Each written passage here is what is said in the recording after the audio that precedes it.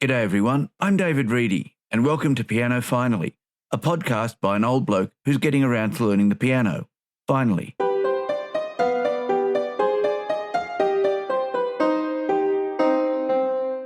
Welcome to show 18. Thank you for listening to the show. If this is the first time you've heard the podcast, I hope you find something interesting here. If you're also learning the piano, let me know. If you're a returning listener, I'm very grateful you've come back for more. It's the beginning of the school holidays here at the moment, a 2-week break before we're back for the final term of the year. That also means a 3-week break until my next piano lesson, as Debbie, my piano teacher, is overseas for a few weeks. I'll have to make lots of progress while I've got the extra time to get some more practice in. I mentioned last week that the finals of the Leeds International Piano Competition were happening while I was recording the podcast. These were videoed, and I was able to watch them on YouTube during the week. The finals were over 2 performances, with 3 finalists performing on the first evening and the other 2 on the second. All the performances were great, with concerti from 5 different composers. Having watched the performances, I think I could judge at one of these competitions. All I have to do is put the competitors into the order I think is best, and then reverse it. The Leeds jury announced all 5 of the competitors' positions in the final, and it was almost the exact opposite of the order I had put them in. Still, the competition is back in 3 years' time, and we can see if the jury gets it right that time. Joking aside, though, the winner was Jaeden Izik-Dzerko with the Brahms Concerto No. 2 in B-flat major. Both the final evening's competitions are worth a listen.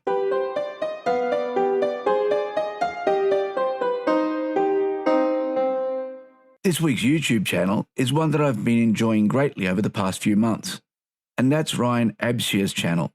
As I'm recording this, Ryan has over 70 videos on his channel covering a wide range of piano-related subjects, from analysing pieces that commonly appear when learning the piano to technique videos.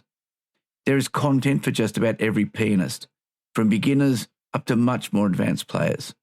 Ryan has a Master of Music in Piano Performance from the University of Nebraska, and has worked in both university teaching and private piano tuition, so his ability to explain and illustrate concepts is well honed. Ryan and his wife Laura currently run Piano Artistry Studio in the Greater St. Louis area.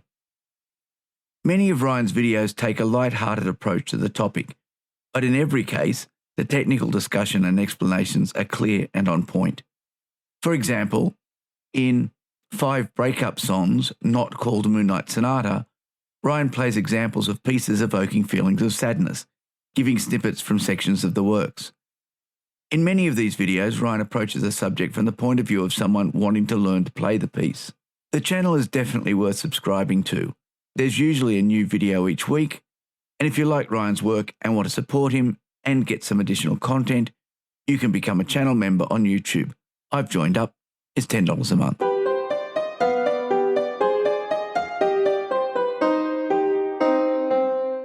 It works in theory. As I mentioned earlier, this was the last week of term 3, and now it's the holidays. The first and last days of each term are often pupil-free days where staff work through various tasks. At the beginning of next term, I'll be working on implementing the new junior science syllabus with a group of teachers from other schools in the region. Term 3 ended with a day in the mountains to relax and regroup after what was a busy term.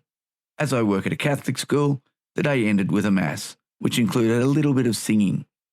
At one point, I found myself thinking, oh, that was a plagal cadence, as we were all singing an Amen. Look, music theory in action. And of course, that got me thinking once again about whether learning theory is a necessary part of learning music as an adult. And that, in turn, has led me to planning my next project. When I learned the guitar, there was no theory past learning to identify the notes on the treble clef. Not even theory about the spacing of the strings. It was a complete mystery to me why you use the 5th fret to tune the next string on all the strings, except for string 4, where it was the 4th fret. I've worked it out since. This lack of music theory meant that I never really developed an understanding of why things worked in music the way they did. And working out how anyone could possibly compose something, or even why some things sounded good and others didn't, remained a mystery. Physics helped. The study of waves is an important part of basic physics, so it's included in all levels from high school to university. The wave theory that is needed to explain music is one of the earliest parts taught, and it is included in the high school course. What doesn't help so much is that the terminology used in physics comes from its mathematical underpinnings, whereas the terms in music come from the practicalities of playing an instrument. Musical instruments have overtones. Physicists have harmonics. They're the same thing, except that the lowest note in a vibrating string or air column is the fundamental in music, but the first harmonic in physics. Go up an octave and you're at the first overtone or the second harmonic. Musicians count from 0, physicists from 1. Counting from 1 makes the mathematics used much simpler than starting at 0, unless you want to count the 0th harmonic as silent. Intervals are weird too. The second is 1 step, the third is 2 steps, and a fifth plus a fourth equals an eighth. In the software I'm currently writing, each piano key gets a number from 0 to 87, and that gets mapped to the note. So a major second is always 2 keys away, regardless of where you start. For a software developer or a physicist, all this is important. But is it important for an adult piano player? I'm limiting this to an adult or older children learning because very young children generally don't have the math skills needed and usually can do very well at an instrument without them. Now that I'm getting past the very early pieces, there tends to be a bit more structure in the music I'm seeing. That means that more patterns are becoming obvious. To begin with, I was seeing dots as notes. It was enough effort just to see the dot and work out which finger to move, let alone looking for any larger pattern. Now, with an understanding of the basic theory, I look at the first 3 notes of a new piece and see a C major chord, so I already know what my fingers will be doing. I look on and see the left hand also has a C major chord, so that's the first part of the piece under control. Well, at least theoretically under control. The reality is a little harder. Theory is also helping to make sense of the music I'm listening to. That plagal cadence in the singing the other day is entirely expected because of its job in the music. I'm sure there's a lot more still to learn though. With that in mind, I've decided to embark on a new project to let me build my own knowledge of music theory. I'm going to make a series of short YouTube videos covering basic theory from both the musical and, where appropriate, the physics point of view. I'm going to use some of my time off to experiment with 1 or 2 videos and put them up in the Piano Finally YouTube channel. I don't know if they'll be successful or popular, but that's not the main point. The main point is to make the information available to anyone who is interested, and secondly, to help me get my understanding of it all squared away. After all, the best way to thoroughly learn something is to teach it to somebody else. So, keep your eye on the YouTube channel, and I'll keep you posted with how it's all going.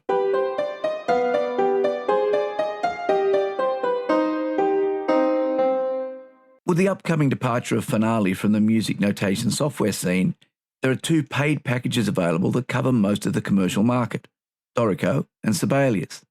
This week, I'll look at Sibelius. Sibelius was written by 2 brothers who were music students and didn't like writing music out by hand. Originally, it was only available on Acorn computers, which never really took off outside the United Kingdom. It wasn't until a Windows version became available that it really became known. In 2006, Avid Technologies bought the program, and despite some upheavals, more on that later, they still sell the software today.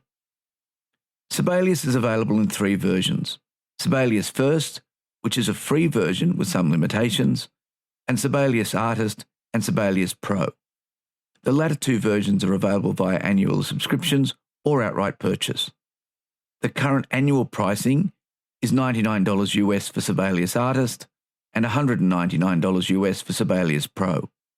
If you're a student or a teacher, then Avid offers discounts on the subscription prices. Sibelius runs on both Windows and Macintosh computers, as well as iPads and iPhones. The subscription covers all the desktop and mobile versions. To say that Sibelius has its own way of doing things is an understatement. To combat the software's increasing complexity, Avid licensed the ribbon idea from Microsoft. So if you've worked with Microsoft Office products, you'll be familiar with the Sibelius interface. The problem is that Sibelius seems to have made some weird decisions about where things are within the ribbon. I don't find it intuitive at all. My other complaint with Sibelius is the note entry system. Unlike MuseScore, where you can choose a note duration using the number keys, Sibelius expects you to use the number pad. That shouldn't be a problem, except that most laptop computers don't have one, so you are reduced to using a mouse to click on an overlay window that blocks part of the score. I've found Sibelius frustrating to use, and I really can't recommend it over MuseScore. However, if you want to give it a try, download Sibelius first, the free version, and you may find that it works well for you. As a coda to the Sibelius story, after Avid bought Sibelius from the original developers, in 2012 they sacked the entire development team. They eventually hired new developers in Montreal and Kyiv. What happened to the original team? Most of them moved to the German company Steinberg and went to work developing the notation software we'll look at next week, Dorico.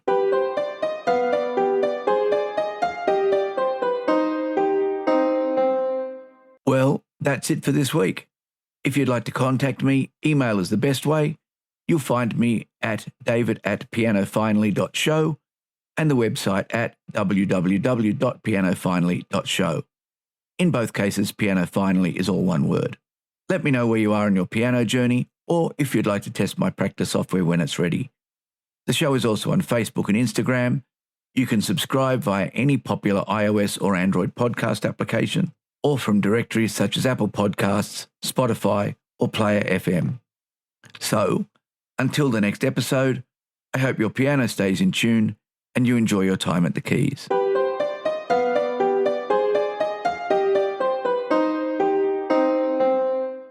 I'm still working on Nino Rota's A Time for Us from Franco Zeffirelli's film Romeo and Juliet, but unfortunately I've got to leave now to go to a family dinner, so I'm not going to have time to record it for this week's show. I promise that next week I will put in some extra recordings of my progress. Until then, bye.